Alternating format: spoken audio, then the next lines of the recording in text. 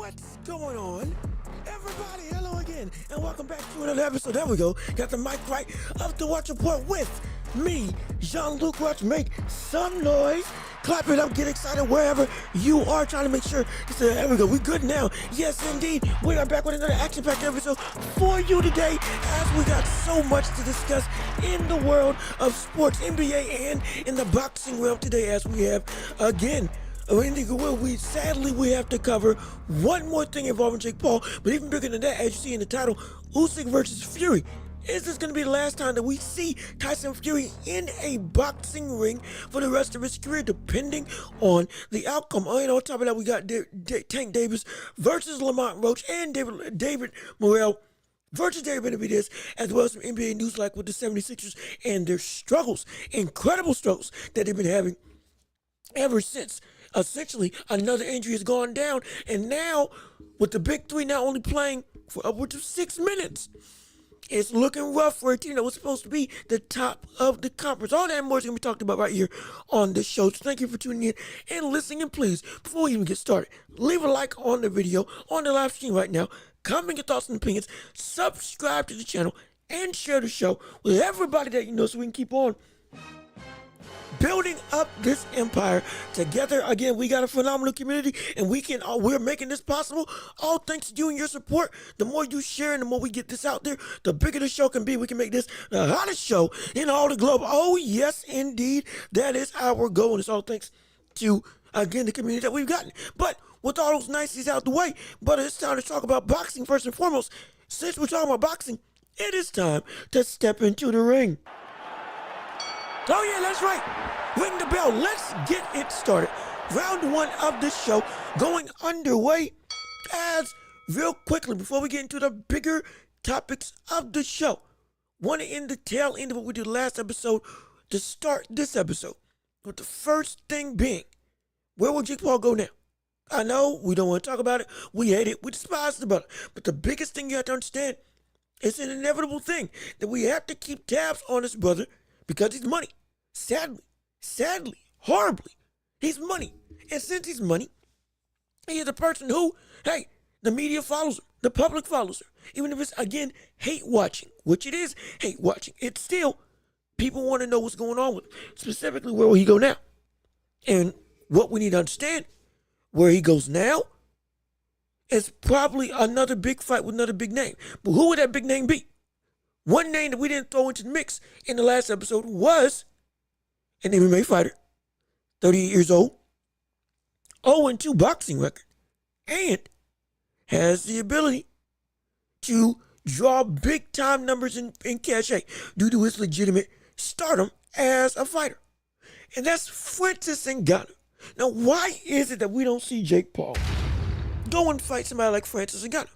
Again, for Jake Paul being 10-1, Ngannou's 0-2, Ngannou's been knocked out, Ngannou's been beaten by, again, two of the best in the world in the heavyweight division. He's out of his prime, but when terms of he's 38 years old, he's a UFC fighter majority of the time, and he's a current champion in the MMA world, in the PFL. And on top of that, they're both in the PFL. So why wouldn't it be that we see Jake Paul fight somebody of that caliber?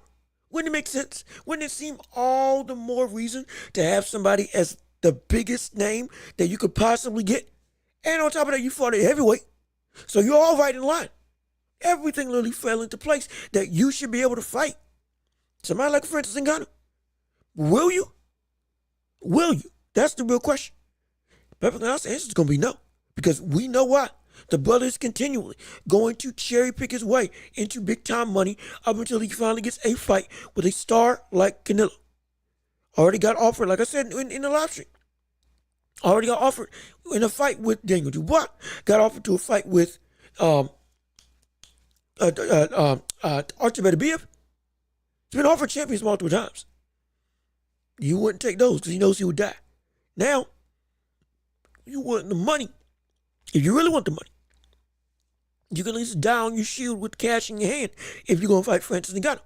But again, sadly, you won't do it. And it's a testament to just the whirlwind of drama that just surrounds this brother. Will continue to surround this brother. Will continue to follow this man. Because The brother just isn't.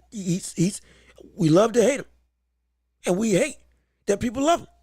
So we're gonna keep seeing him try to fight, and hopefully see somebody beat him inevitably, ultimately, in this charade. Because I'm sick of it. I really am tired of it. I'm gonna be perfectly honest. I am sick of the sideshow.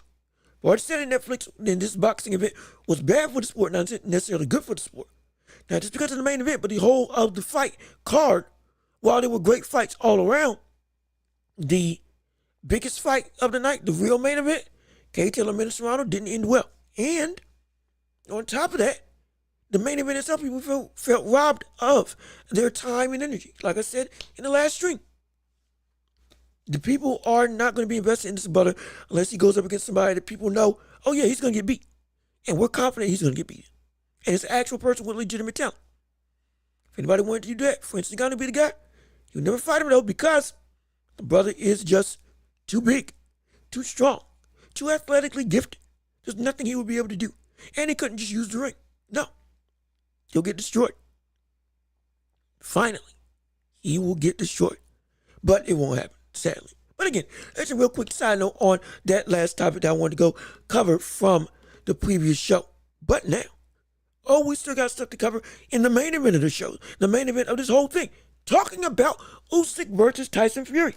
Yes, indeed. The fight is only a month away. The fight. The rekindling of a rivalry, of their first onslaught that they put on against each other, with Usyk becoming the undisputed, at that point in time, undisputed world heavyweight champion. Now is in the situation where he's in a rematch with Tyson Fury, as you know, coming up December 21st. But it could be a legitimate last hurrah for one of the greatest heavyweights of our time in Tyson Fury. Because it's a legitimate question. He's talked about how he doesn't want to retire. He played with the idea of retirement just to get money out of Usyk and out of the negotiations to go his way. In the build up to Usyk versus Fury, again, all that was just a facade just to either A, not have the fight happen, or B, get a payday to where it was undeniable. That's where Turkish Al Sheikh came in and made it all happen. But even still, we're looking at this and saying, if he loses one more time against Usyk, will he legitimately wrap it up? Will it be time to go off into the sunset? Will we see Tyson Fury never box again after fighting Alexander Usyk? Let alone if he loses against Usyk. Let's not even talk about if he wins. If he loses, because that's the biggest thing. If he wins, he'll probably keep on fighting. If he wins, he'll probably keep on going. If he wins, no problem there. He will continue to go and produce and fight, defend his belt, most likely not against top competition anymore, but he'll keep on going. But if he loses this fight against Usyk, let's say this time in an actual knockout, let's say this time legitimately he gets put to sleep, and it's a more damaging shot than it was in the first fight in round 7. Let's say this time he gets put down, or just the winner just more outright dominant. Even if the fight is close, whatever the case may be, if a loss just occurs, plain and simple, we could see Tyson Fury come out of this and say, no, I'm done. I'm over. I'm through. And it's going to be very interesting because he could still, at this stage, he's still a top 2 heavyweight in the world. He is still somebody who we see him as better than Anthony Joshua, better than Wilder, who, again, is for some reason trying to come back, who's better than Joe Joyce, better than Joseph Parker, most likely better than Big Bang Zhang, better than about everybody in the heavyweight division right now. For him to hang it up, to not try to get another crack at the ladder, seems ludicrous, even if he loses this time. But the brother is, 37, 38 years old? Just about. He's not a spring chicken. We understand it. It would just seem like a waste of talent to where we know you can still go and still compete at an incredibly high level, even if you lost to Usyk, and get your way back to the top of the mountain. But there is such a thing as pride. And there is such a thing as, hey, I've gotten everything I wanted out of the sport. That may be what we're seeing from Tyson Fury. This may be the biggest thing that he wanted. 2 of the biggest paydays he could get in his life. And then done. Win, lose, or draw. Most likely lose. And if it is a draw, if he doesn't win this fight, we could legitimately see this brother come out and never fight in the heavyweight division again. Be done. Retire. Go off into the sunset with his family. And that begs the question, will that be good for the heavyweight division? with a man who is at one point in time held up the heavyweight division into getting the fight that we wanted to see for the longest time. Whether it was AJ versus Fury or Fury versus Usyk. Took a long time to get the fights that we wanted. Now, with all of this done, and now we have a new reigning champion, with Usyk being the man, and Tyson Fury potentially going out the door if he loses this fight. It's going to be a very interesting thing. And people may say it's bad because, the box office appeal, the name recognition, the outright excitement that Tyson Fury brought to the fans, the 70 to 90,000 people he could bring just on the back of his name alone, and the stardom that he had in Europe, in Britain, and even here in America. Everybody knows his brother. Everybody loves his brother. A lot of people hate his brother. Either way, he is a household name in terms of the boxing ethos. Now, he goes. There's a vacuum. There's a hole. There is there's an opening, a void per se, that people are looking to see what is going to fill that void in this division. Because while we have the best heavyweight in the world, and Usyk's still here, if we see him win against Tyson Fury, without Fury, there isn't as much of a level of unpredictability in terms of the box office appeal. Yes, you still got Anthony Joshua, but he lost a couple times. And while he is still a stardom name, don't get it twisted, still one of the biggest stars in the sport, period. The point is, with him being a star, still comes into play with the fact that he is still not that type of antagonistic draw.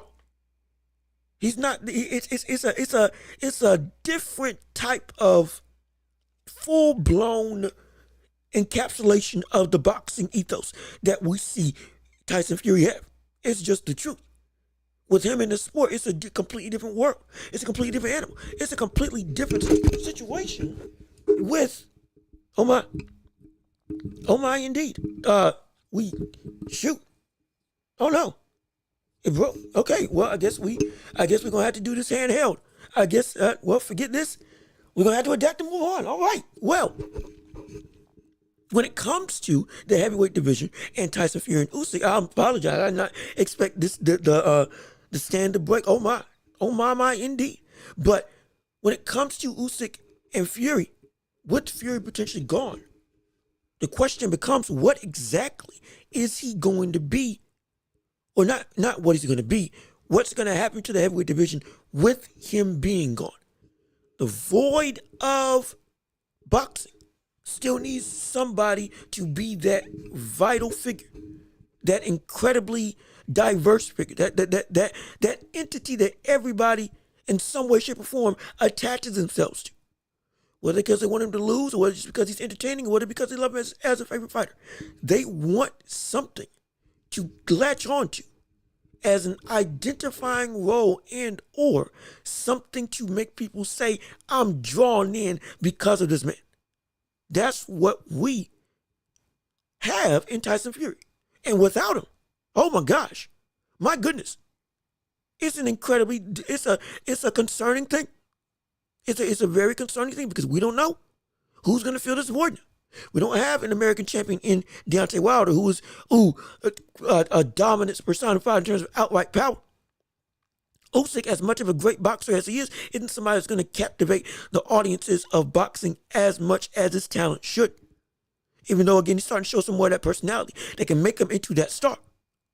Daniel Dubois is becoming more of a Main Street type fighter, but he's still incredibly nice and well spoken. Not holding that against him. I'm saying it doesn't have that adverse starch, oh my gosh type effect that other boxers like Tyson Fury have had. Yeah, boxing needs it. Boxing doesn't need it, regardless of whether you like it or not. Boxing needs that type of enemy, frenemy, just outright polarizing figure. That's what Tyson Fury is. And if this is his last ride, and if he does indeed retire, if he loses to Usyk, then it's a real concerning thing of, with the void that's going to be left by Tyson Fury, what is going to happen? What's going to transpire? How is it that we'll see the whole of the division shake out in terms of popularity? Because we got more names than ever, don't get me wrong.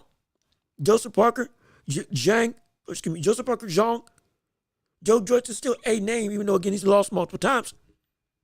You have people like Bacoli, who's a phenomenal fighter. But all these people are just now getting out there. In terms of the big three of this division, they're either old, getting ready to get out the door, or are in a situation where they're falling off the wagon, like Deontay Wilder. So now we're looking at a situation saying, hey, what do we do? What in terms of who do we see as the next it guy when it comes to not champion, but when it comes to that figure that helps make a division have an identity? Who's gonna be that guy? Okay, it's gonna be interesting. It's gonna be interesting. I still think Usyk is gonna win. I still want Usyk to win.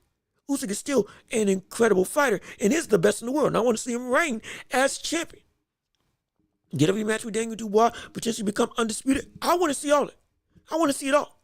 But the issue is, even with that, what is it that we're going to see when it comes to Tyson Fury when inevitably he goes? How this thing's going to unfold.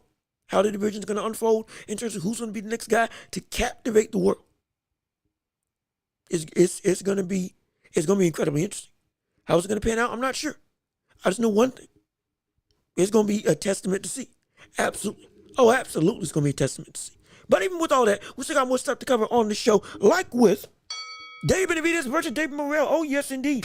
That fight is going to be an absolute barn burner of an event, an incredible display of violence that those two are going to bring about. They do not like each other in the slightest. Oh my gosh. You want to talk about two people that are wholeheartedly against each other when it comes to the 175-pound division, like heavyweight. Oh, these two people have been chasing each other, or more so, David Morrell has been chasing David Benavidez, calling him out multiple times, and now it's come to a head in these press conferences, going back and forth. I'm gonna knock your jaw out. I'm gonna knock your teeth out. I'm gonna do this, that, and the third to you. You ain't gonna know what's coming at you. All this stuff's coming out when it comes to David Morrell and David Benavidez making up to be what's supposed to be an incredibly entertaining affair. And we're gonna break down the fight later on. Don't get me wrong, but strictly when it comes to what this fight is.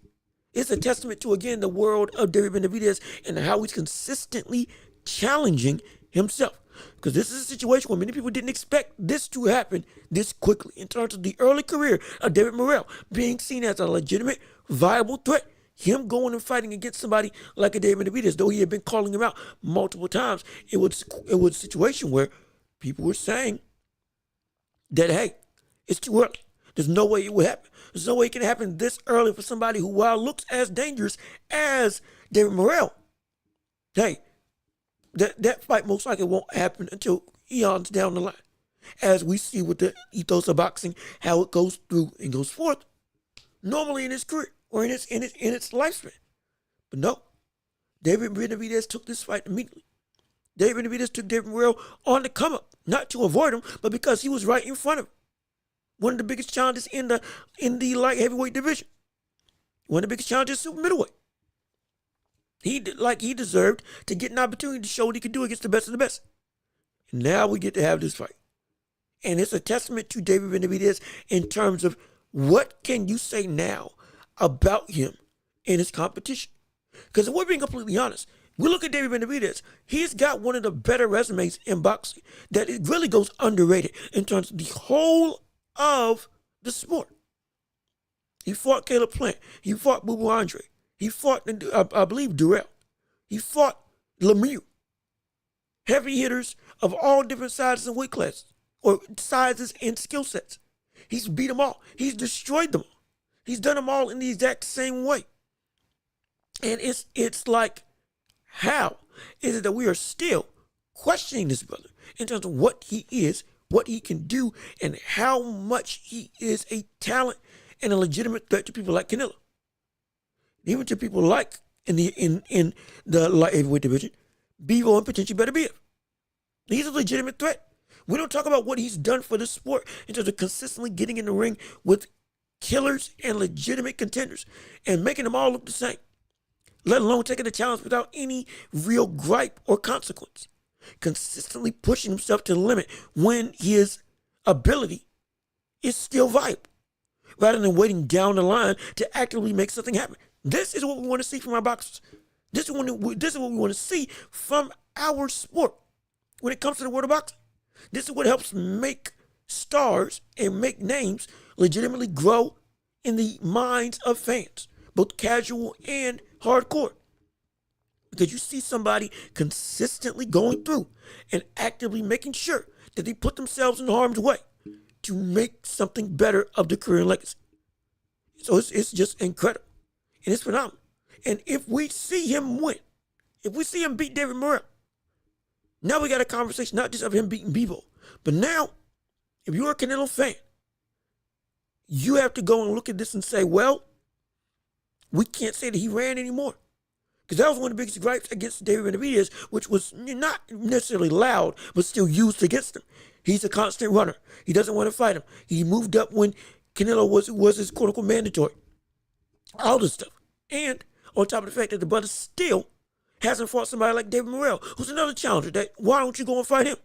Since you say you're as bad as you are. Now that he's gone and do it. Now that he's gone and done it, excuse me. Can't really hold that against me, can you? You didn't even fight, Canelo didn't even fight David Morrell on the come up at 168. David Benavidez is fighting him at a bigger division. At a division that we've only seen Canelo fight at twice. Against an old Kovalev and against Bebo, who he got beat by. This is like, hey, the more and more we see David Benavidez go throughout his career, more and more we're seeing this brother consistently push the limit and etching his way into, hey, at the end of the day, when this brother retires, we're going to be looking at this man and saying, wow, yeah, you did that. You went and achieved. You went and accomplished. You went and fought incredibly. You went and produced. That's what people are going to be saying. That's what we're going to be saying. I promise you. It's going to be, my gosh, it's going to be something to behold when we see legitimately this brother go in and never get his fight with Canelo. And if he does beat him, which I've said multiple times, the longer Canelo waits to fight Benavidez, the more it's going to be that we see Benavidez have an edge against Canelo. I promise you. I can promise you that. And if we see Benavidez actively beat him, oh my gosh, my goodness. Now it's going to be, well, what can you say? What can you say against somebody like David Benavidez? Except for, hey, this brother has taken on every challenge, taken on every test. He gets through David Morrell. Canelo fans, I don't know what else you can say. Except for, well, shoot. Inevitably, this brother's going to be not in our rearview mirror. He's going to be right in front of the car. We're going to have to take this brother head on at one point. Because now he's fighting somebody that we didn't think was going to actively fight him in terms of David Morrell, at least not this quickly. And he's making it seem like it's no big deal. He gets through this. My gosh. My goodness. He's just going to, whoa. You talking about not just a resume that looks incredible, but now you're talking about a legitimate situation where the accomplishments now dictate. We may have to look at Canelo versus David Benavidez in a different light and have Canelo potentially as the underdog. Legitimately. Even though we know how great he is. It's shoot. I'm telling you, stuff is heating up in these two divisions. One way or another, Canelo and Benavidez, they're going to clash. They're going to fight. They're going to get it on. They're going to have to. They're going to have to. And if anything, Canelo's going to be forced to have to fight him. No longer is it going to be a situation where you can just go and do whatever you want. No. You're going to have to get in the ring with the brother. You're going to have to go and make that man truly face you and prove that you are who you say you are. Because if you don't, I promise you it's going to be held against you. I've said it multiple times. It's going to be held against you in your career, in your legacy, in your trek to Julio Cesar Chavez, in your trek to eclipse people like Salvador Sanchez. You're going to have to go through this test. And if we see that Benavidez keeps on achieving, mark my words, people are going to be saying, hey, Benavidez and Canelo, for the first half of his career was incredibly dominant and kept on taking tests.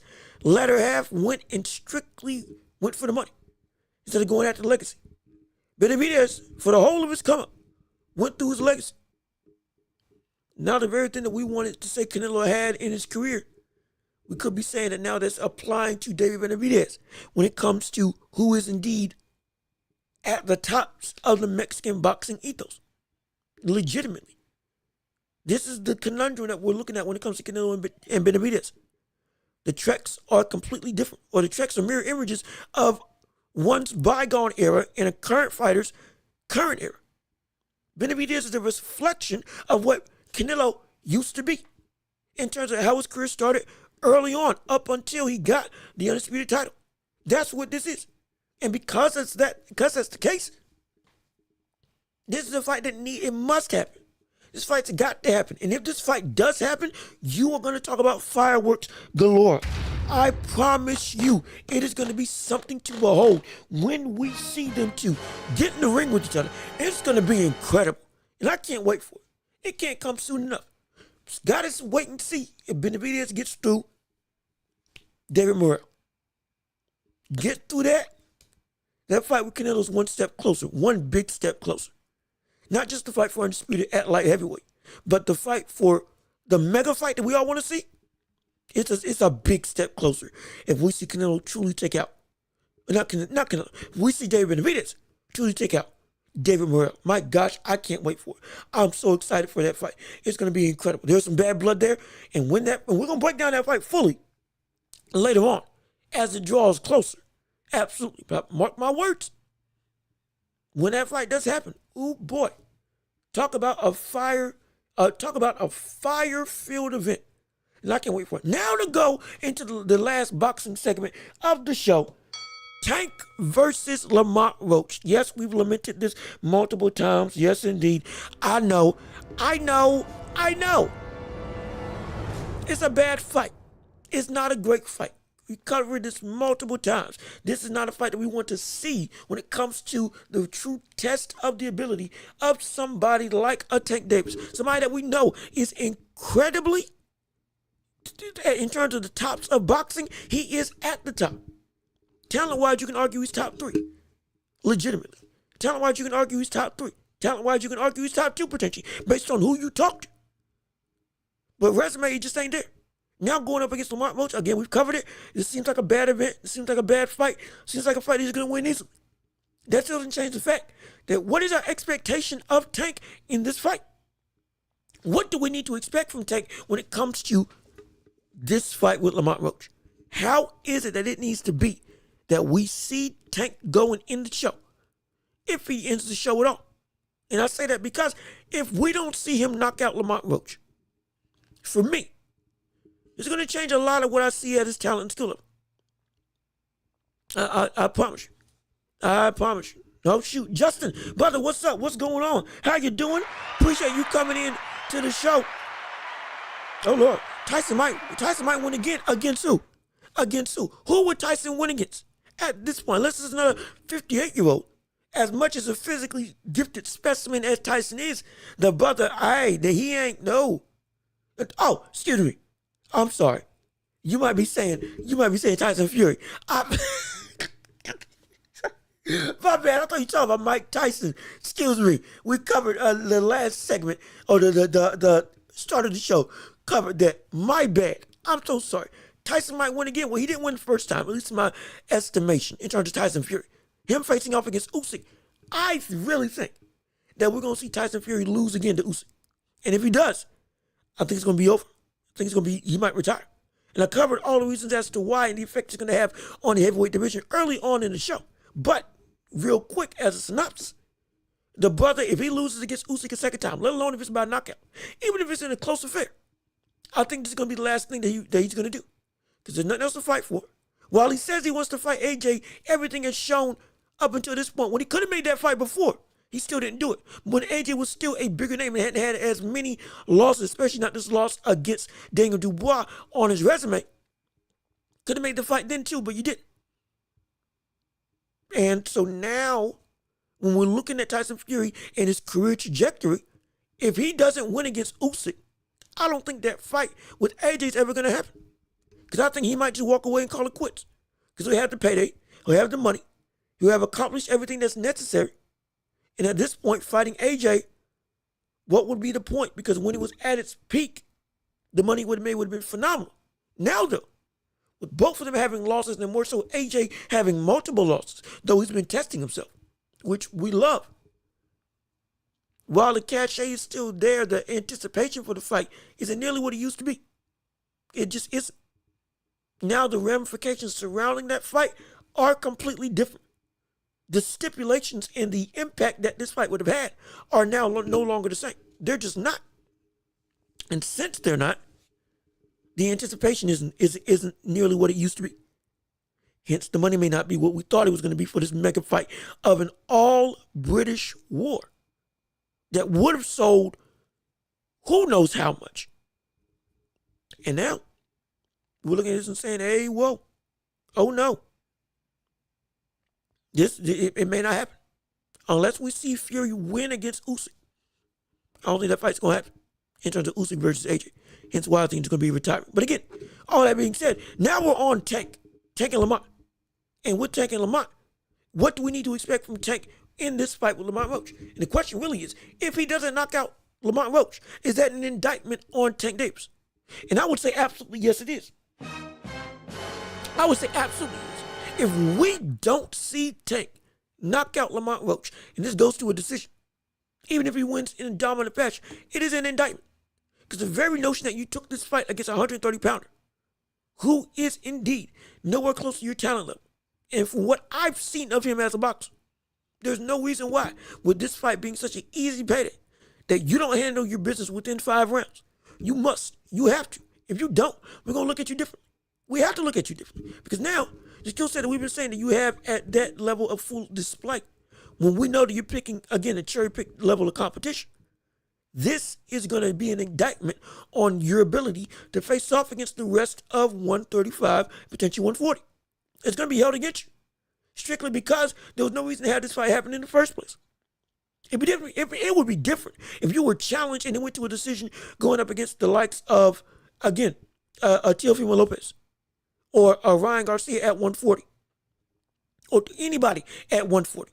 Even at 135, going up against somebody like a Lomachenko, though we don't know if he's going to fight or when he's going to come back and fight again. Or even a Shakur Stevenson, with how defensively sound he is. We can understand that. Absolutely. But for this fight, if you go to a decision against somebody like a Lamont Roach, this is going to be a major indictment on your skill level and legitimate talent. Not because we're saying, oh no, you everything you are is a fraud. No, you're still real. But now this, and on top of that, remember, this fight is indeed a multi-fight affair. Lamont Roach said himself, there is a rematch clause in this fight. This fight most likely is going to have an encore. Sadly, shouldn't even be made in the first place, but it's going to have an encore based on what Lamont Roach is saying. Since that's the case, you got to make it so that you end this early and you end it in dominant fashion. This should not be a test for you. It can't be a test for you. If it is a test for you, now when we look at the others at the competitive level in your own division and beyond, like with Shakur, Loma, and upwards of Tio and others at 140, we're now going to ask the question, maybe there was a reason why you didn't want to fight up there. We're going to have to, even if it's a stupid thing to say. It's going to be something that's going to be held against you. Now, I don't want that to happen because I want everybody to get their flowers and be as dominant as I know they can be. Get the respect that they're due and deserve. Absolutely. But the question, and really the problem, not the question, but the problem, is going to be when that doesn't happen. If that doesn't happen. And we don't see Tank get this butt out of there in 5 rounds. And we see Tank potentially struggle. We see Tank potentially have issue trying to go and end the show. We see Tank potentially get pushed like nobody expected him to get pushed in a fight against a 130-pound champion. When he left that division to go and move up and has been known to be one of the biggest hitters in the world. On top of with Lamont Roach being somebody who, when he does get aggressive, is flat-footed and is open to counters and is open to let himself get too aggressive, to be caught in the middle of his combinations and be put out. It's there. But if you don't do it, it's going to be an indictment on you. It's going to be a struggle against you. It's going to be looked at as a situation where you now are going to be viewed in a negative light. You let a 130-pounder take you the distance. You couldn't knock out a 130-pounder You couldn't get rid of a brother who didn't even belong in the ring with you, and not even known for just being tough, but against your power, the main thing that you're known for. You couldn't get him out of there. It's gonna be a problem. Lord, it's gonna be a major problem. Oh gosh, it's gonna be a major problem. Especially for tank haters, they're gonna have a field day. For tank fans, it's gonna be one of the worst days of your life. Because now even a win is a loss. Because you now are put in a situation where competition inferior to you. So even if somebody is just below your level, but if they're inferior to your ability, and still you are taking the distance, still you are taking to task, still you are taking to where, hey, this is like you are pushed to some level of test. It's gonna be a bad day. It's gonna be a bad day. Promise you that. It's gonna be a very bad day when it comes to the world of tank fans and just tank as a whole. Everything now has to come into question if we see Lamont Roach taking you into deep waters and make you struggle. Now it makes us think, well, maybe you against Teofimo Lopez, maybe that's not the best fight. Because maybe now, or maybe it's a better fight and it's going to be called upon even more. Because now, oh shoot, if Lamont Roach can take you to the distance, let alone make it a quality fight against you, now, you going up against T.O., hey, that's a hotly contested match. That's no longer just a walk in the park. That's not just a fight of just name alone, but you just outclass him. No, that's a fight that's going to be legitimately seen as, oh shoot, Tank could lose. Tank could legitimately lose. And it's going to make the voices of people call out for Tank more to take the test that needs to be taken, which is going up and fighting in an actual division that actually will test him, like 140 or the tops of 135. Go do it. Anybody at 140 at this point would be more applicable than fighting somebody like Lamont Roach. Anybody. The very fact it don't happen, the very fact it's not happening, it's a crying shame. That's what it is. It is a crying shame. So based on how this fight goes, mark my words, people are going to have stuff to say. People will have stuff to say. People are going to talk. And it might not be good. When it comes to the world of Tank, it might not be good if we don't see this fight end in dominant fashion and in an outright whitewashing affair. Where it's like, oh yeah, this wasn't a contest. Because that's what we expect. If it doesn't reach that expectation, we're going to have a problem. We're going to have a major problem in the world of boxing surrounding Tank. Mark my words. Mark it. I guarantee you it's going to happen. Guarantee you it's going to happen. But again, we still got more to cover as we wind down the show. We got some NBA news to discuss absolutely as we leave the boxing sphere and go into the basketball world. We need to talk about now another hit in the world of the 76ers in terms of, all things look down and dreary. Because now Paul George is hurt. Paul George is hurt. The brother who they brought in to legitimately keep the 76ers afloat while Joel Embiid is not going to play back-to-backs for the entirety of the year. Is now hurt, re-injuring his knee, hyperextending it, trying to be a bone bruise, going to be out for a couple weeks. And now the Sixers are looking at a real dire situation. They are 2-12 on the year. They are one of the worst teams in the NBA. Joel Embiid, Maxey, and Paul George have played all of 6 minutes when it comes to on-court play, on-court chemistry. This is legitimately the worst situation possible. And I said this was going to happen. I said this would happen. I told you that when we looked at the 76ers, when we see Paul George and Embiid together, 2 injury-prone players, no matter how great they are, if they cannot play together, injuries are going to be the main thing as to why, and injuries are going to be the main reason as to what this team turns into, which will be an outright train wreck. That's what they are right now. They are a train wreck. One of the worst offenses and defenses just in the league as a whole. They cannot do anything with anybody because they have nobody. You got Maxey scoring 30. You had Joel Embiid for one game being able to be great and then not being able to play again. And then you got Paul George, who's again up and down as a player, as we've seen for the majority of his later career. And now all three of them together, while they should be able to hide each other's deficiencies, now you can't even get them for half of a quarter. That's how long they've played again. That's how long they played with each other in these 14 games.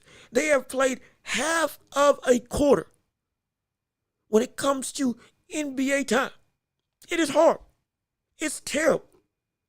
It's a similar situation that we saw with the Nets when they had the big three of Kyrie, James Harden, and KD.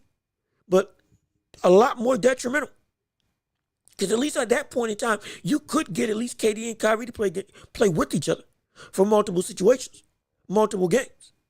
You at least got to have a legitimate sample size. This team, 76ers, you have nothing. Nothing. You got nothing to go off of. Nothing to go. Yo, Jay Will, what's up, brother? How you doing? Appreciate you joining in and coming on the show. Absolutely. If you see we've had some technical difficulties with the microphone stand. Hence why you see me holding the mic the way I am. I'm trying to make it so I don't get as much static and leeway. But we're still moving. We're still pressing. Now you can view me as an on-site anchor per se, as also a host. At least that's the vibe I'm getting right now. But it's crazy what we're dealing with, but again, that's how we're building up the show and trying to make this bigger and better so that we can get some of this stuff fixed, if you know what I mean.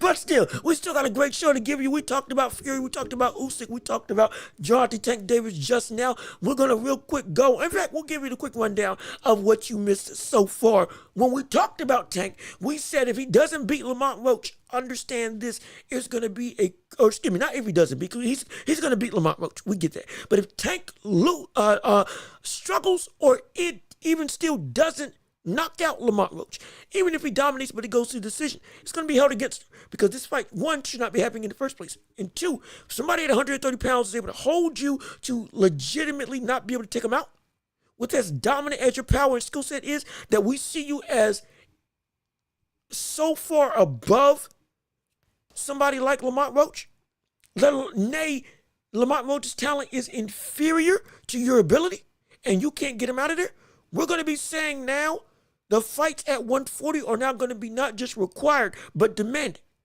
Because he won't be able to run from the ability to fight the tough competition anymore. Because now if a fight with Lamont Roach is anywhere close to relatively competitive, a fight with Tio, but that's going to be box office. Now everybody's going to be saying, wait a minute, hold on. This brother, he could actually lose if he goes up to 140. Go and fight. Go and fight Tio now. Go do it. Go forget the 135 at that point. Go fight at 140.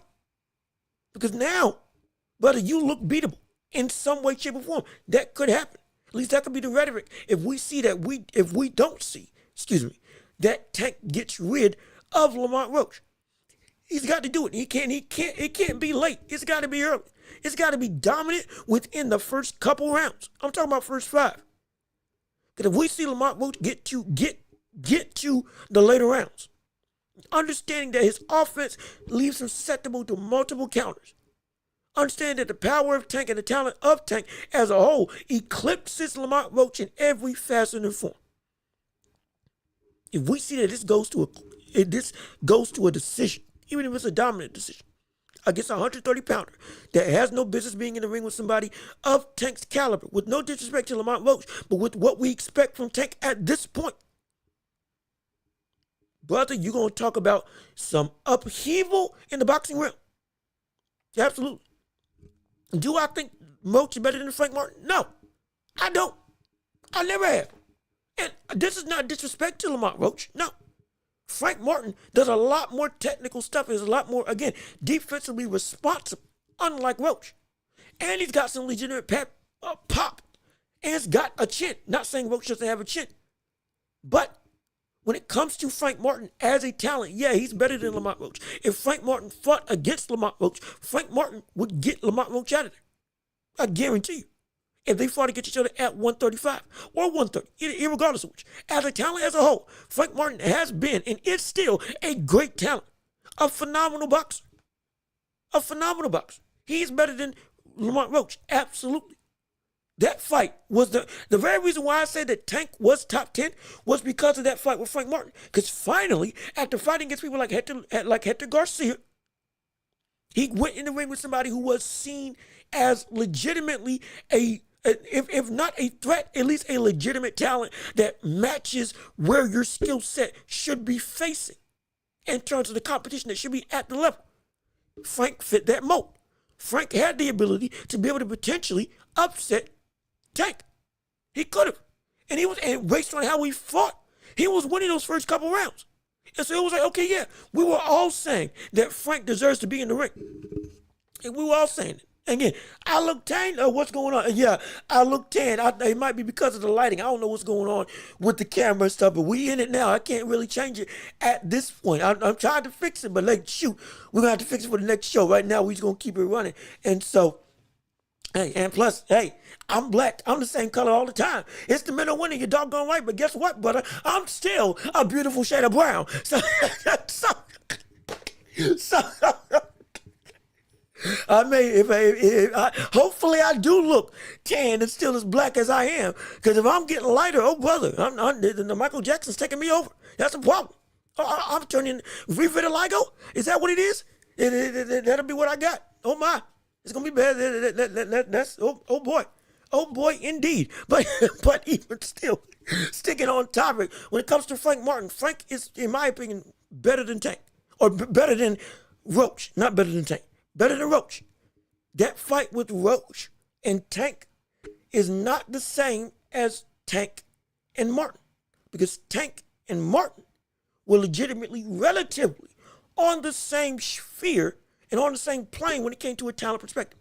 Though we knew Tank was better, Frank Martin, as a talent, legitimately fit the mold of this is the level of competition that needs to be proven against constantly in Tank's career. Roach does not fit that mold. Roach will never fit that mold. And it's not because I'm disrespecting him. He's just not that guy. Especially coming up from a smaller weight class. No, absolutely not. If Roach was fighting at 135, we could have a conversation. Frank Martin's still better, but we could have it would be easier to digest that this fight is happening. But the very fact he's fighting at 130, a division that Tank had already moved up from, and clearly, would anybody who we faced off against at 130, he would destroy. Even as a champion, there's no need to have this fight happen. None whatsoever. None at all. None. It's preposterous that we're seeing this type of stuff happen when it comes to a fighter who, as a whole, is leagues better than this when it comes to what you are as a boxer.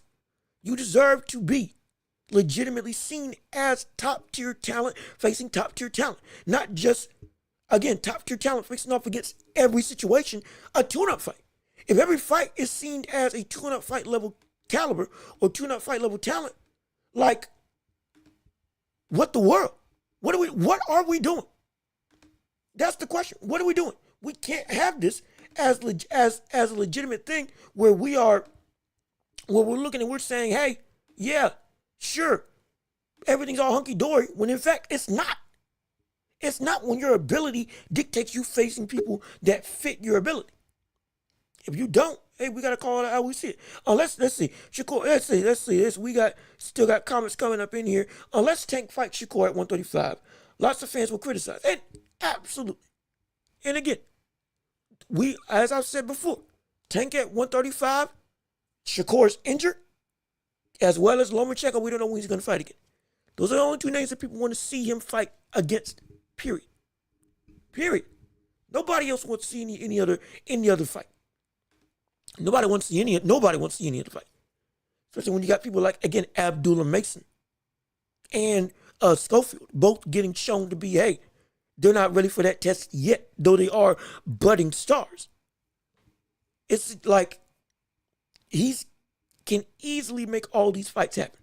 Easily make everything legitimately. Make everything actively great for his career, just giving fans what they want. But the more he doesn't, the more fans will criticize. And deservedly so.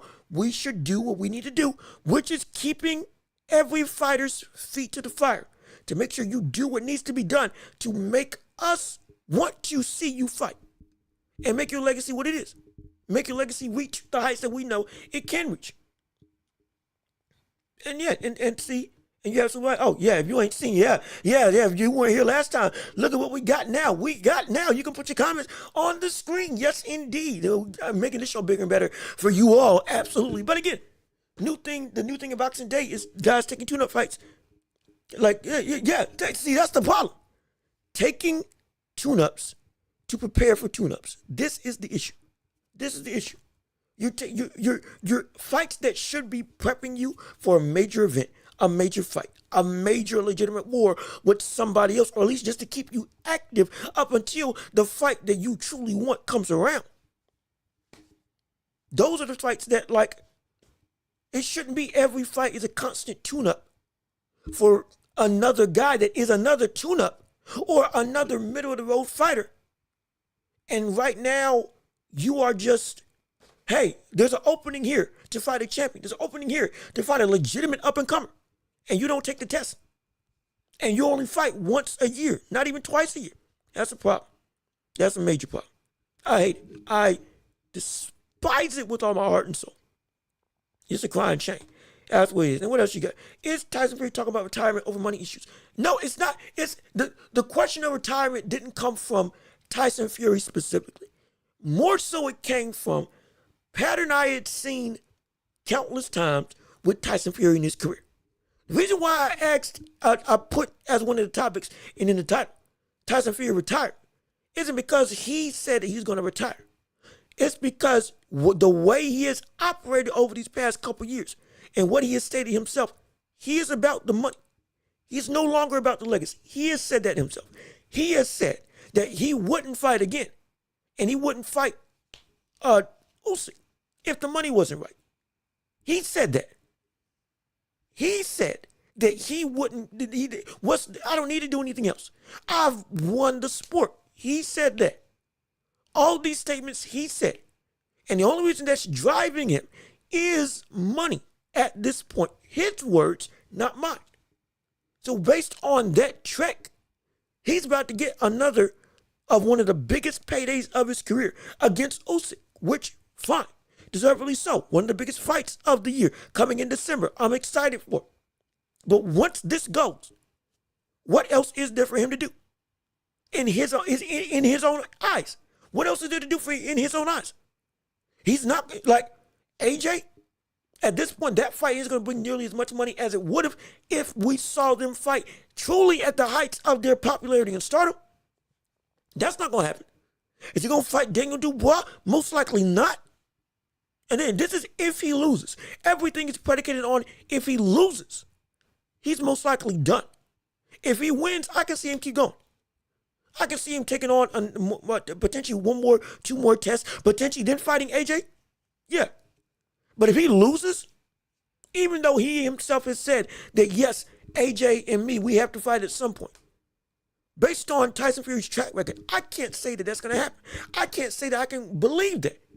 I really can't. Because it took what should have been a no-brainer of Usyk versus Fury. It took Turkish Al-Sheikh coming in and throwing boatloads of money, more money than we had seen in a while at these two people to make it so that Tyson Fury would finally make the fight happen. After we had seen Usyk make every capitulation possible to every demand that Tyson Fury was making in the build-up to actually negotiating for the fight. So if it took Turkish Al-Sheikh to come in and pay them to make the fight happen, who else in the world's got that much money to make him want to get in the ring with anybody of any relevant competitive level that isn't Dillian White or Derek Chisora? None. There is none. There isn't any. Even with as big of a star as Daniel Dubois, he wouldn't fight him based on how he operates. Even with the losses that AJ's got right now, the very fact that the money wouldn't be nearly as big as what it would have been when that fight initially would have been at the peaks of stardom, and with AJ getting knocked out by Dubois, he seems more vulnerable than ever. It wouldn't make sense that, yes, he would fight him. But the question is, will he? Regardless of what makes sense, what will he do? And what he will do is nothing if he loses to Usyk. After this and after this big payday, he's done. I'm almost secured that this brother's done. And I don't think he'll fight again. Because he'll have all the money that he needs. He already doesn't have to struggle for anything. He's got everything he needs to be set up for the rest of his life. Absolutely. Absolutely. And I'm proud of him. I'm glad that it's happening. I want to see every boxer be able to retire and never have to worry about any financial struggle ever again. Truly, that's what I want to see. No question about it. But when it comes to him and fighting competition after Usyk, if he loses again, in my opinion, in his eyes, there's no point in fighting. Because I'm not fighting for a title. And nobody else is going to bring me as much money as the fights I got with Usyk. I ain't got nothing else to prove. I'm done and I'm gone. That's my estimation. That's why I think Tyson Fury retirement is on the horizon. If we see Fury lose to Usyk, even if it's a close fight, if we see him lose, it's done. Potentially, if we see him get a draw, it's done. Any situation doesn't get his hand raised, it's over. I'm almost assured it's over. Almost positive that it's over. It's over for his career. Because he's going to say, I did everything I need to do. And I've accomplished everything I need to accomplish. I'm done. Promise you, that's what's going to be said. What else you got for me? Let's see. They just made Derek Chisora versus... Oh, they did. Oh, wait a minute. They did? I didn't. Wow. Okay. They just made Jarrell Miller versus Derek Chisora. I like that Chisora's coming off a win versus Joe Joyce, and Miller's arguably beat Ruiz. Miller did beat Ruiz, if we're being completely honest. I'll say that out front. I'll say that up front right now. Miller beat Ruiz. Ruiz lost that fight, absolutely, in my estimation. Wholeheartedly. Got outworked, got out muscled, got out. His stamina was low. Jarrell Miller was able to keep the pressure up, keep the pressure going, consistently able to walk him down and force him to the ropes. And every big shot that Ruiz missed was landed, was countered or followed up by multiple short shots by Jarrell Miller, especially in the later rounds of the fight. Jarrell Miller took over. In my opinion, he won that fight outright, wholeheartedly. And so this fight, it's gonna be interesting. Because I thought Derek Chisora should have been retired already. I thought he should have been done and over with outright at this point. Go out into the sunset after beating Joe Joyce, knocking down Joe Joyce, which what did I tell you? The chin of Joe Joyce is gone after fighting Big Bang Zhang. That's why Zhang is so dangerous. At that point in time, was viewed as the best chin in boxing. Got cracked and is never going to be able to recover. As we saw versus Zhang, now we see versus Derek Chisora. So it was a phenomenal win. A testament to say, oh shoot, this brother who should be out the pasture is still, again, war incarnate. He's a warrior. Isn't his nickname War? Just about, so yeah, absolutely. This fight is going to be incredible. This fight is going to be interesting. Because, in all honesty, I really don't know who's going to win this.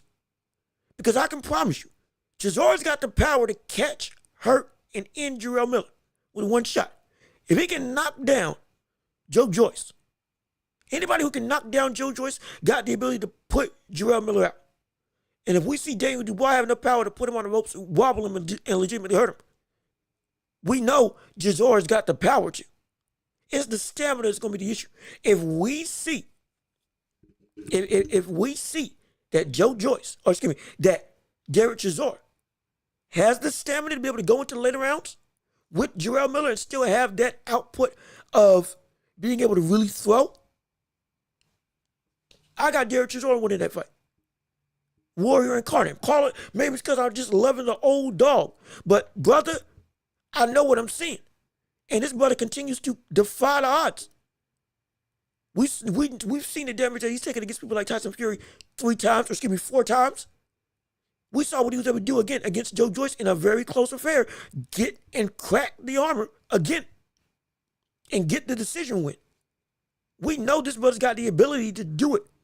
And if he can have the stamina to face off against Jarrell Miller, who is a volume puncher, as much of a bad shape as he looks, the brother is built for the long distance, which is incredible. He's a walking contradiction in terms of Jarrell Miller. He looks like a brother who couldn't last 3 rounds, but he can go 12 with the greatest of ease, with him amping up his aggression. But if we can see Derek Chisora either A, catch him early, or B, be able to have the stamina to keep throwing at the later rounds, 10, 11, and 12, or 8, 9, and 10, because I think it's a 10-round fight, it can happen. Oh, yes, indeed, it can happen. If we can see that brother winning, I'll choose him to win. Absolutely. And it's crazy. Joe, where's it? Where's that? What's that right here? It said, there we go. That's crazy. Joe Joyce stopped Joseph Parker and Dubois. And now he got beat by Derek. Yeah, it is. And you know what it was? Joe Joyce fought these people before they evolved. And it's crazy to say. And Joseph Parker got knocked out by AJ. Joseph Parker got knocked out by Joe Joyce. Absolutely. What did we see Joseph Parker just do against Big Bang Jean and Deontay Wilder? All of a sudden, the head movement and the defense is a lot better. The evolution of the fighters came after Joe Joyce. Daniel Dubois was, again, his eye socket, brother, was damaged. Absolutely. Reason why I stopped the fight. But when it comes to Dubois and Parker, what happened after that fight? They evolved and changed. They turned into the best version of themselves. Joseph Parker didn't fight, not Joseph Parker, Joe Joyce didn't fight the best versions of Parker and Dubois. Hence why he was able to do what he did. Lumbering, again, a granite chin, good stiff jab, slow, but just a Terminator. Now, a Terminator that can't move still takes damage. And at some point, it's gonna accumulate and get to you. Joseph Parker, after that fight, as you saw with Deontay Wilder and Zhang, you saw him use better defense, be able to use his speed, and capitalize legitimately against bigger opponents. Have multiple levels of success and adapt and change. Dubois, bad defense, again, was relying on power, but still didn't have the heart in him. Though I understand completely why he didn't continue to fight. But he gained heart, gained confidence, gained a dog inside of him, and has changed completely into the fighter that we see today as the IBF champion. A man who nobody thought would be able to knock out or beat AJ, would be even a level of competition in any way, shape, or form, went and knocked out and beat AJ. They changed. Joe Joyce did not. And when it was time for Joe Joyce to adapt like he did against Big Bang Zhang twice, he never did. At that very moment, I said, yep, he's done. There's no way. There's no way he'll ever get back to the tops of the heavyweight division. Because when everybody else around him changed and evolved and got better after their loss to Joe Joyce, Joe Joyce didn't change at all and never adapted. Now you see that he's left in the dust while everybody else is eclipsing him in terms of what is the best of the heavyweight division. His name doesn't come up anymore. And it's all because the brother did not change at all. He just didn't change. Let's see. Crazy. Yeah, you stopped him. Didn't mean to hop around, but I got to ask, how do you feel about this? All right. No, it's all good. It's all good. This is what we do. This is what we do. This show is as much mine as it is yours. We went through our topics at this point earlier on in the show. We were going to get into some NBA, and I'll still touch on that later on. But wait, this is y'all's show as much as it is mine. When it comes to David Morrell and Benavidez, this fight is going to be a war of epic proportions. We're going to break it down as the fight draws closer in December. We're going to break it down in December fully. Oh, you're going to have a whole array. Absolutely. But the biggest thing you need to understand about this fight, one, it's a testament to David Benavidez and the resume that he's garnering in his career, continuing to evolve and change and reach for the stars of legacy.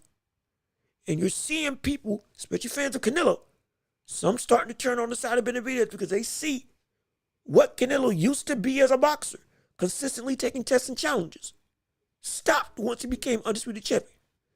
David Benavidez is a mirror image of the old Canelo in terms of constantly reaching for the stars and pushing himself against any and everybody, regardless of time and place and cachet.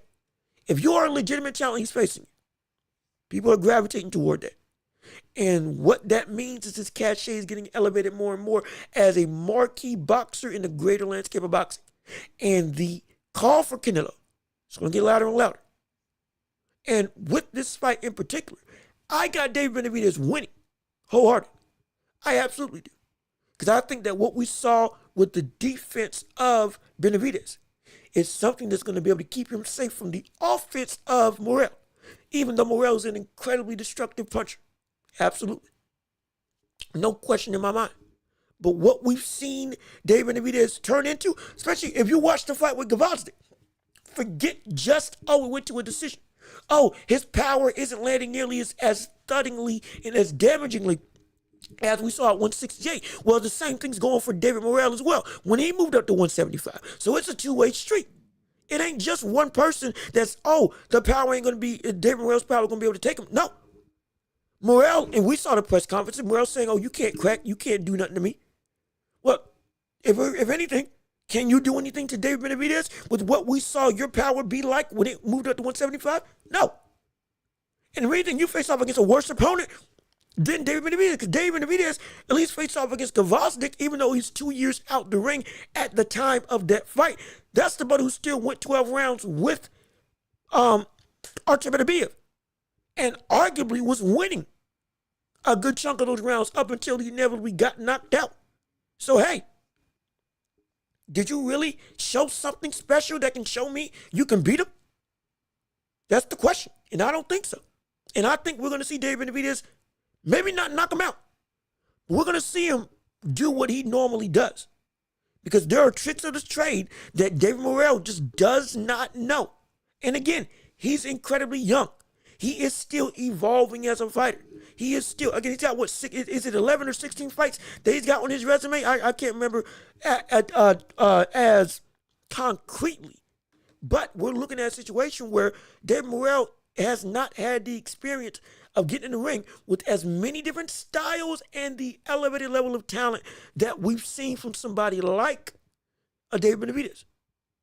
Somebody like a Caleb Plant, somebody like a Boo Boo Andre, somebody like, again, a David Lemieux, somebody like a situation where Durrell. We haven't seen that. We just haven't. Yeah, okay, yeah, that's what I thought. You're right. You're right, Will. You're absolutely right. It's 11 fights. It is 11 fights. So he's only 11 fights in. And so he hasn't learned or been exposed to that level of experience and been forced to adapt in different ways. That's what Benavidez has done. Now, with that being the case, doesn't mean that Morrell can't win. No, he can absolutely win. This isn't something where it's just I'm not looking at this fight and saying, Morrell just ain't ready. I'm not looking at that. I'm not looking at it like that. But I'm saying I don't think he'll be able to beat him. But watch. After this fight, I promise you, we're going to see a David Morrell that potentially goes one of two ways. We're going to see either a David Morrell that gets ruined, or we're going to see a David Morrell that legitimately evolves and elevates. Because we've seen this time and time again, like with Canelo and Mayweather. A loss to a great fighter makes you face a crossroads, teaches you things. It takes you to school. Once you go to school, what are you willing to learn? Once you get out the classroom, are you going to keep on practicing what you learned? And with Morrell, if after this fight, he goes and he learns, my gosh, you want to talk about now we're talking about a person who can legitimately become a world champion. Now we're talking about a fighter who once he fully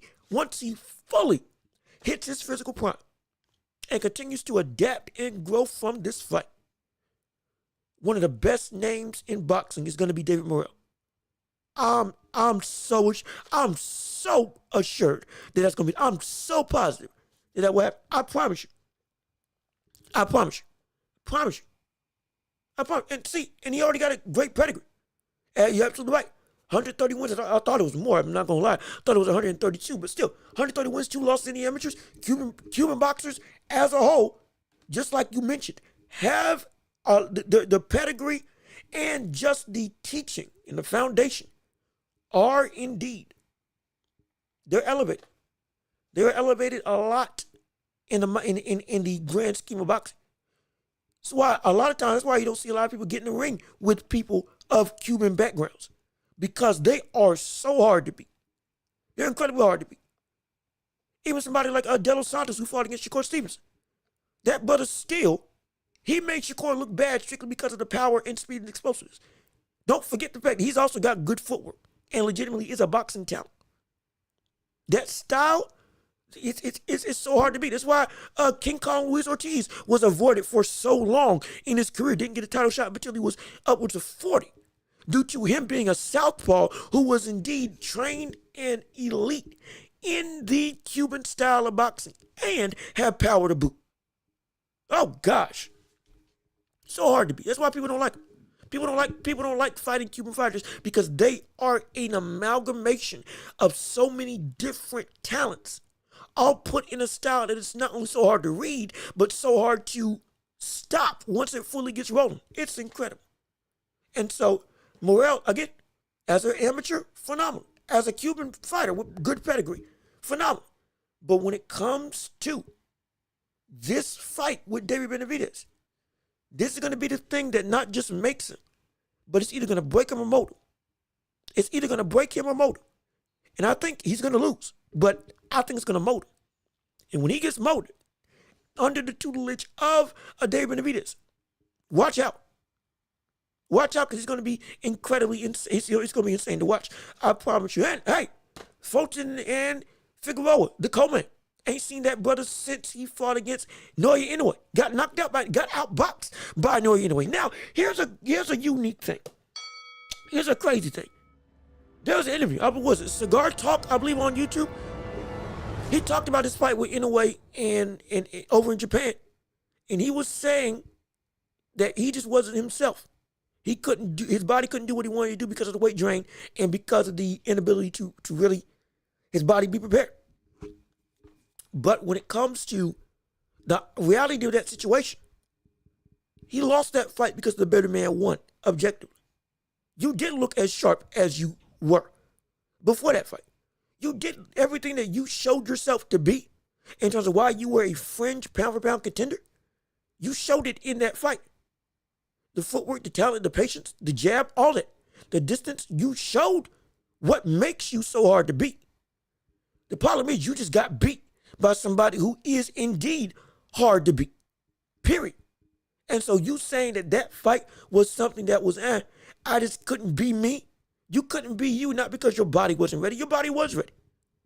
And I'm not trying to be that guy who just goes against, oh yeah, what you say is a lie. No. What I'm saying is that objectively, watching that fight, you couldn't go back and say, oh yeah, I just wasn't fast enough. No, you look just as fast. You just were not ready for somebody like Naoya Inoue to come in and be as destructive as he is. Again, for my money, second best in the world, or excuse me, third best in the world. No, I'm sorry. Yeah, second best pound for pound under Usyk. And then Terrence Crawford is third. But it's incredibly close between all three. But from a talent perspective, a talent strictly perspective, brother may be my number one. He's got everything that you need. So you just couldn't beat it. Now, why do I bring that up when it comes to this fight?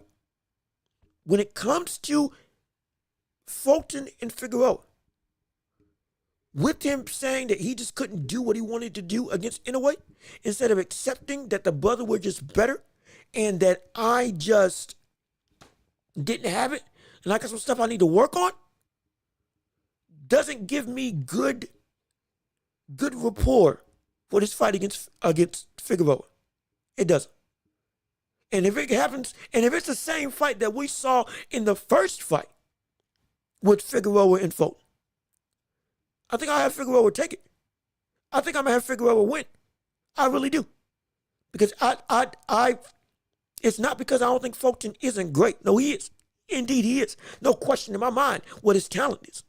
But I don't think and this is going to sound mean, but the lack of accountability for what went wrong in the Inoue fight really makes me think that in Figueroa versus Fulton 2, it's going to be, again, the same fight. Because he's not going to be able to adapt. Because he doesn't recognize that many of the problems that he had in the fight with Inoue, while it was two distinct different things, are the same with the fight with Fulton and Figueroa. And when it comes to any adjustments that he's going to make, will he make any adjustments at all? That's the real question. And I don't think he will. And many will say, well, yeah, I believe. In fact, let me make sure. Let me make sure that Fulton did win that fight before I say this. Because I know it was incredibly close and competitive. One of the better fights of that year.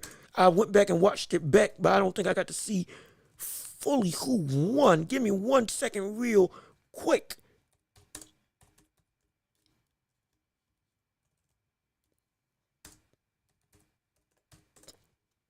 Just so I can verify.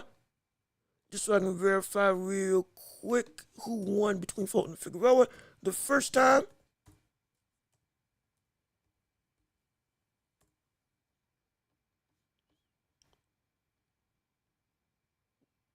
Yep. Okay, yep. So it was Fulton. Yeah, it was Fulton. So yeah, it was Fulton.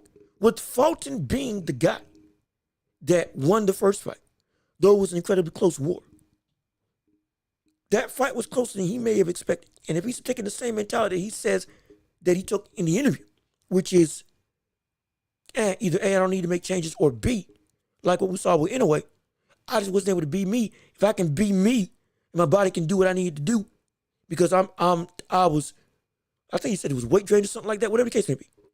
The lack of accountability in that fight for you just losing outright makes me think that for this fight, Figueroa went back to the drawing board and will be better than he was the first time. I don't know if Fulton's going to do that same thing. And because of that, it's going to make me question whether or not we see Fulton actively get the victory this time. And I think he'll lose. I don't want him to. Again, I ain't got a dog in the fight. I'm not saying one or the other. I'm saying just objectively. What I think's going to happen, I think he might lose. Because if it turns to another infighting war, I think Figueroa's going to be able to adapt and change. And plus, I'm sorry, we did see Fulton come back in the ring before. We did. I'm sorry. We did see him after Inoue. And he got knocked down. He won, but he got knocked down and got hurt. Now against Figueroa, this Figueroa might be a situation where he may lose, at least in my estimation. That's what I feel. Anyway, I could be wrong. You can have your own opinions. But I think we're going to see a Fulton that right now, against this Figueroa, Fulton won a debt. And yeah, we're going to see him win. We're going to see Figueroa beat Fulton. It will lead to a trilogy, who knows? But that's what I got winning with. But hey, is that Dr. J and Manny Page? Oh yeah, absolutely, yeah. Somebody noticed again. I'm a big basketball and football fan, and also, of course, boxing, as you know, trying to make this my career. But yeah, oh yeah, that Dr. J poster. Oh, I got that framed and everything. Oh, that is the man that got me into basketball in the first place. That's the brother that made me a fan of hoops as a whole. The way he glided into the air, the way he was able to manipulate himself in the air as just a savant, the body control, the hand coordination, the verticality. It was elegance and grace of likes of which we've rarely seen in basketball since. This was the man that Michael Jordan modeled his own game after. This was the original MJ when it came to changing the way that the game can be played as a whole. This was a brother who retired. He was the third. He had, I believe, the third most points in NBA history when he retired. In the ABA, the brother was averaging 35 and 12 in the ABA finals, going up against people like Rick Barry and others. It was incredible. Voted the best ABA player in the history of the organization by the ABA themselves and by his own players. This is talking about a league with people like Artis Gilmore, with people like Rick Barry, like I said earlier. With people, much of what we see basketball today is because of Dr. J and the ABA, and it's incredible. It's incredible. And again, yeah, no, I know I'm 26. I do look young. I get that, absolutely. But again, I'm an old soul, as people many times have heard. And like, here's the thing: when it comes to me. And again, real quick, you going on? Yeah. See, somebody knows. If Dr. J and Moses could have gotten together earlier, they would have gotten multiple rings. They would have gotten so many rings. See, here's the thing. I'm gonna touch on this comment, but also, what people don't understand about me oftentimes, though I look young, I want to be somebody that can be a hub for history, as well as a hub for the current. In boxing, basketball, and everything I do. Because people deserve to have the ability to be able to, from anybody. Again, I view myself as an oracle when it comes to telling the history of sports as a whole, as well as being able to dissect the present. to properly tell and add to what the history of sports is. And because of that, you can't just worry about the now. You got to know what came before to be able to appreciate what you see now. The reason why I appreciate Michael Jordan is because of Dr. J. And before him, Connie Hawkins. And of people of Connie Hawkins, you also had branching big men like Daryl Dawkins, another phenomenal dunker. Again, Artis Gilmore. You have people like, what's his name? It eludes me at the moment. I don't know why I'm flaking at this point in time. But every player has a branch that helped feed into or spread another seed that made another player possible. That's the reality of the situation. Connie Hawkins, Dr. J, Michael Jordan, and Dominique Wilkins. Dominique Wilkins and Michael Jordan, Jason Richardson, Vince Carter. And that's strictly just on the dunking regime. If you just want to talk about players as a whole, everybody, again, Dr. J helped make slashing forwards a pinnacle of basketball, which led to, again, the Dominiques, even the David Thompsons of the world, even though David Thompson was undersized. All these people, everybody was a branch that led into something else. If you don't know that, you're not going to be able to appreciate, well, when we talk about people like Jokic, when we talk about people like Giannis, when we talk about people like Joel Embiid in a grander scheme of basketball, well, you can't do that unless you know exactly what you're comparing it to.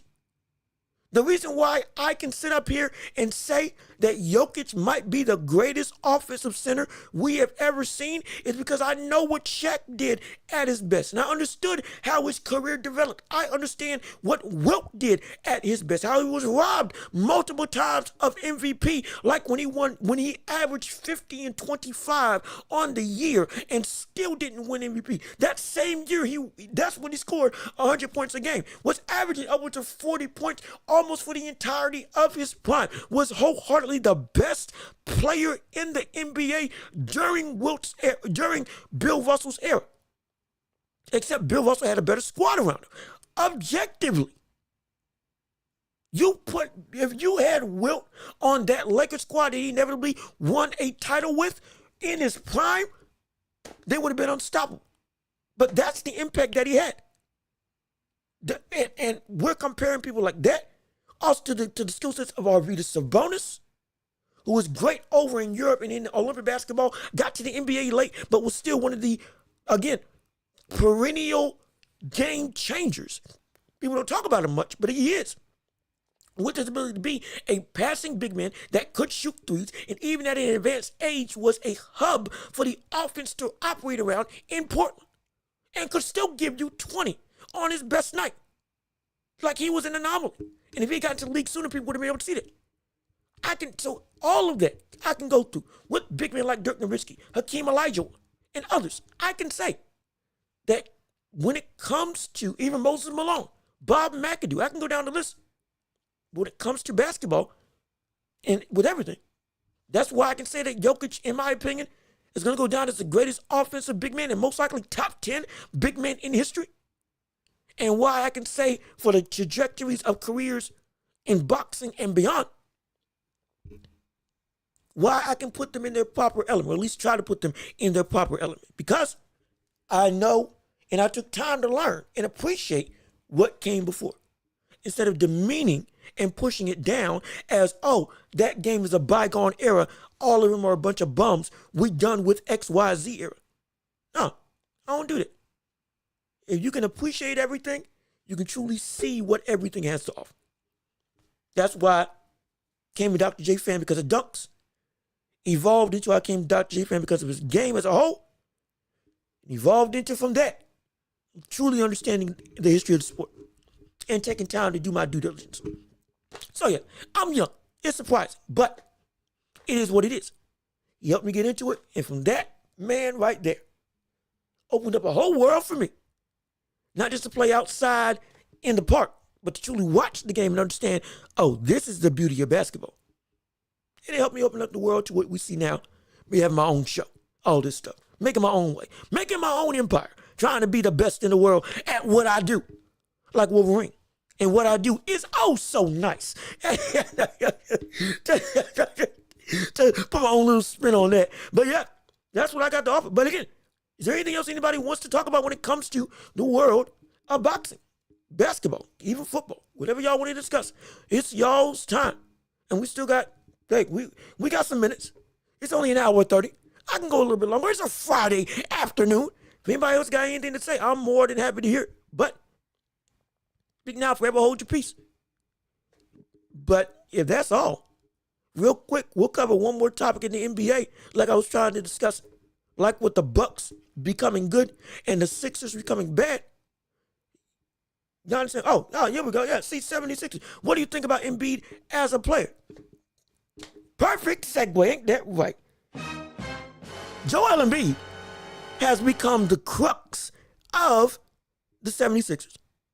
And it's not because of his play, because he is still the second best center in the league from a talent perspective. Should he have gotten MVP last year? Yeah, I still think it should have been Jokic for a third time in a row. But regardless of which, and not last year, I think it was 2 years ago when he got MVP. Either way, still the second best center in the league. Still at his best, he is indeed a top 5 talent. It's not a question. The problem is the brother can't stay healthy. And more willingly, he's willingly not risking his health by coming out and play. Now, I'm not saying you need to go out and force a player to come out before they're actively ready. But the very reason why that he is not playing back-to-back games is the very reason why we see now them 2-12. 2-12. They are 2-12. And it's because of Joel Embiid not being able to be on the floor every single night. The very fact he's not playing back-to-backs to make him be able to be available for the postseason, they're not going to make the postseason. They're not going to make the postseason. That's the thing. They won't do it. They won't get to the postseason if we don't see Joel Embiid consistently play. He's got to at this point. We've seen Tyrese Maxey put up 30 during the stint that he was available. Paul George was supposed to be at least that 1-2 punch like we saw with the Nets when James Harden was consistently hurt, or when Kyrie was out, KD and James Harden would play. Either way, at least having 2 stars available or at most of the time to be able to play and produce gives you a least better opportunity to at least get to that end goal of at least we're in the playoff hunt. You are at the bottom of the East, and this is the worst the East has been in a mighty long time, and you were supposed to be at the tops of the division with the pickup of Paul George. Now Paul George got a knee injury. Again, same knee that he hyperextended, got a bone bruise. Tyrese Maxey, I believe he's out. Even if he's not, he can't be anything to carry this squad by himself because he, again, when he was putting up 30, they were still 1-6. So I don't know what else they can do at this point, except for Joel Embiid has to play for the rest of the year. It cannot be a situation where Joel Embiid, as talented as he is, as much of a difference maker as he makes this 76ers squad, the only reason why this trade for Paul George is even remotely able to work and why this big 3, or some would even call a pseudo big 3 in Maxey, PG, and Embiid has any level of success to be able to be written is if Joel Embiid is consistently attempting to be out on the floor. Even if you can't play full time, just play 20 minutes if you want to get yourself on a minutes restriction. Like, you can do that. Play 25 minutes a game instead of the normal 36, 38. If you want to make sure your injuries are held to a minimum while still giving your team an opportunity to actually succeed and attempt to compete against the best of the best. And we are going to see against the Nets. You're doggone right we're going to see against the Nets. But I mark my words. Mark my words. I said this before the season started. I said it before the season started. This is going to be a situation where the very thing that everything with PG and Embiid, what they got together, is going to fall apart because of injuries or just the threat thereof. Not even the injuries themselves. The threat of injury is going to be the main thing that kills this team. And that's exactly what's going on. I'm not going to say that Joel Embiid is soft. I'm not going to say any of that. We're not going to play that game. We're going to stick with the facts. And the fact of the matter is, there are ways that you can be with your squad to be successful and still keep yourself healthy.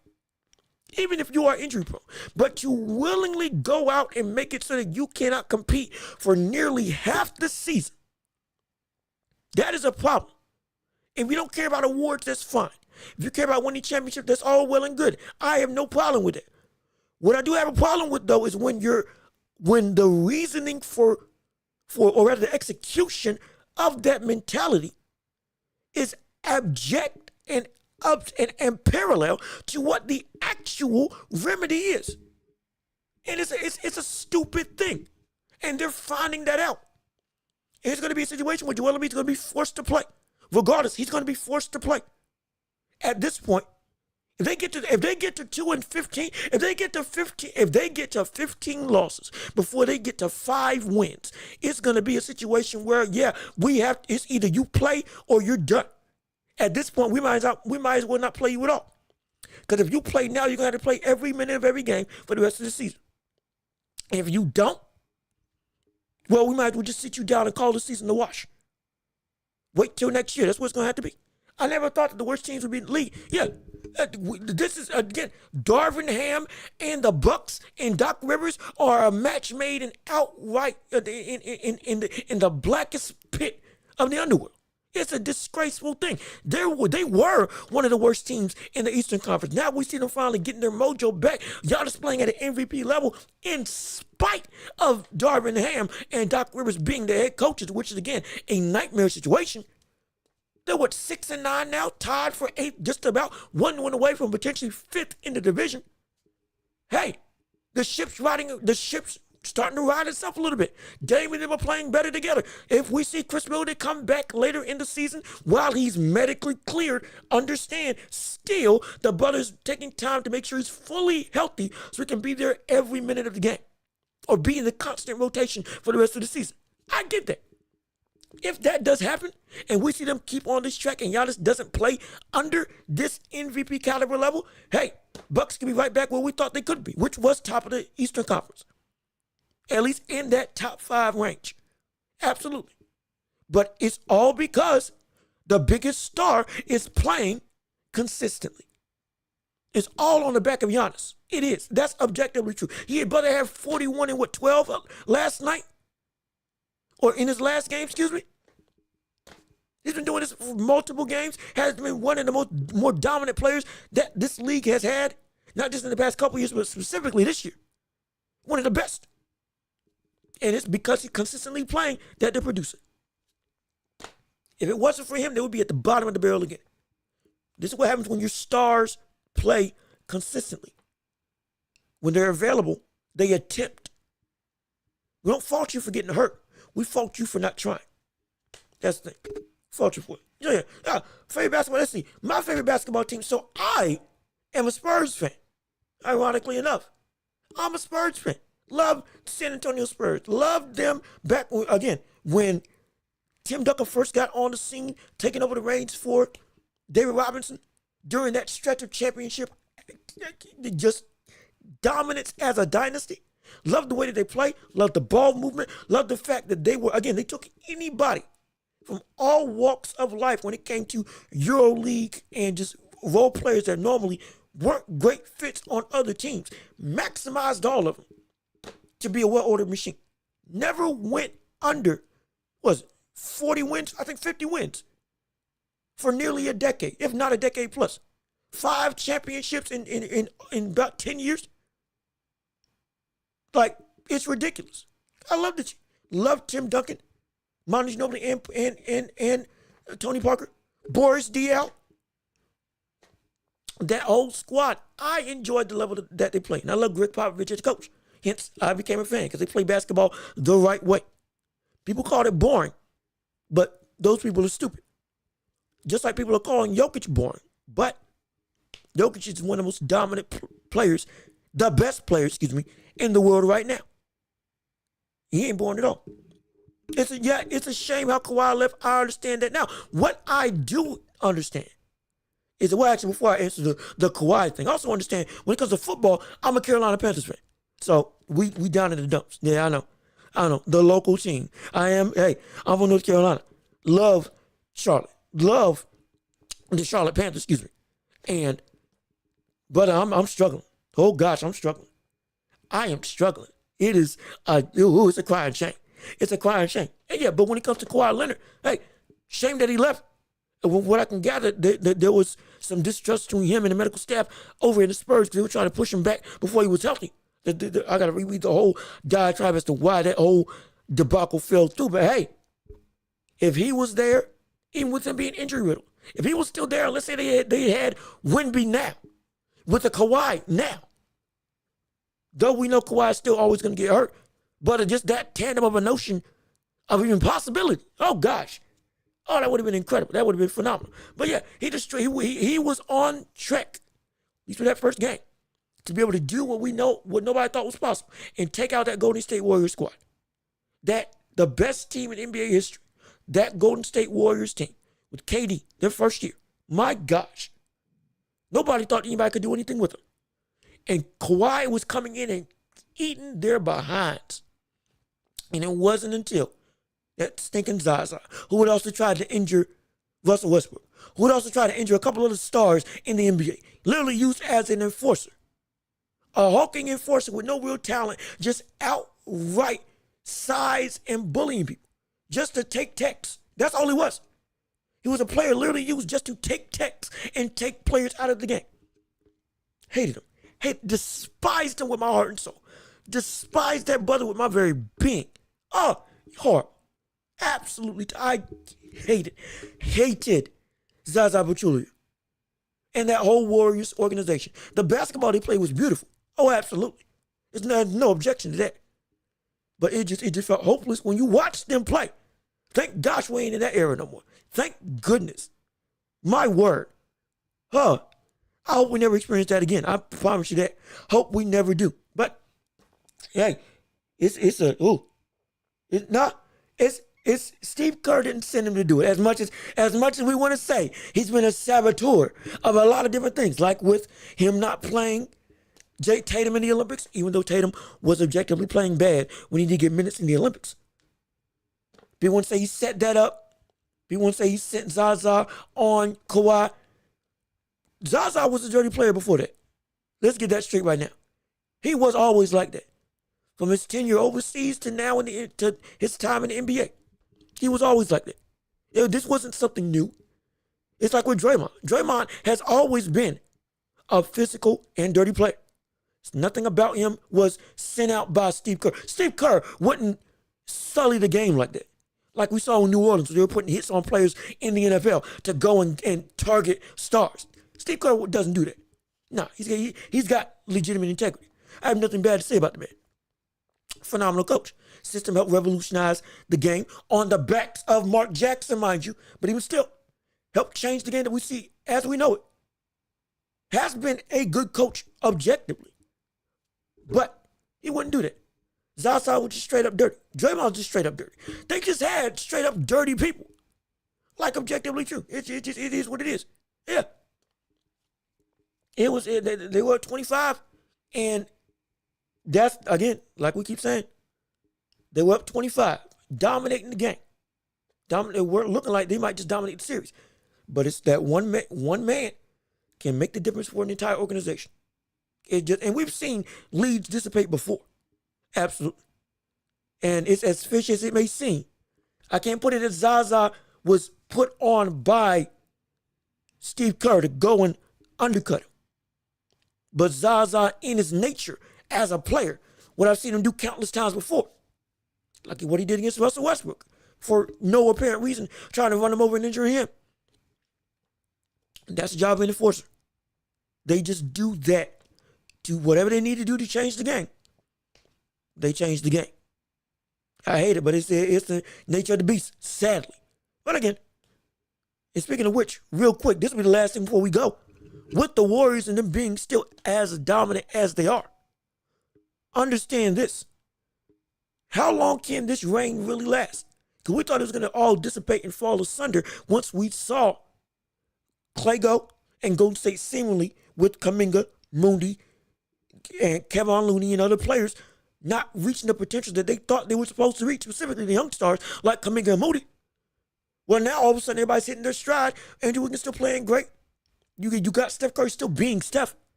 And as a whole, The chemistry looks spry and dandy. Brother, I hate to say it, but we may see, with the way that the NBA is looking right now, we may see a Cavs-Warriors finals again. Oh, gosh. Who knows? And dare we say this is 2016 all over again? Is this going to happen where we see the same squads go back to back? All we need right now is for LeBron to get traded to Cleveland. And brother, we got ourselves a matchup all over again. We can relive 2016 all over and get Steph and LeBron. Cleveland versus the Warriors. One more time, running it back to see. It's eerily similar. We'll just say that in the makeups of the two. But I'll tell you what, that Cleveland squad right now, they are the most chemistry-driven team that we have right now. And I talked about this in the past. They look akin to what we saw with Atlanta in 2015. When Atlanta was dominant, Atlanta had 60-plus wins. Atlanta had 4 All-Stars on their team: Paul Millsap, Kyle Korver, Jeff Teague, and Al Horford. And they looked with I believe Josh Smith, was on that squad as well as a defensive anchor and as a essentially lob threat and athletic player as a whole. But brother, they are looking like that squad. Now, will they be able to reach the heights and eclipse them? Only time will tell. Or will we see them get swept in the playoffs in the first round by another dominant squad that just, hey, you're a regular season great team, but playoff mode, when stuff starts getting different, your true colors show. Will that happen? We're going to have to wait and see. But as the season goes on, we will definitely follow it. But with all that being said, this has been another episode of The Welch Report with me, Jean-Luc Welch. Yes, indeed, this show is made bigger and better for you all. Thank you all for sitting with me for an hour and 47 minutes. My gosh, everybody who commented and left their thoughts in the chat and kept this show going, thank you so much for all your support. Keep on sharing the show. Leave a like on the video real quick before you leave to get this video out to the ethos of YouTube and all podcasting platforms. And we'll be back next week to cover the world of boxing, basketball, and oh so much more. Mark my words. I've been Jean-Luc Welch. Y'all have been wonderful. We're going to fix this mic in peace and love. We are out of here.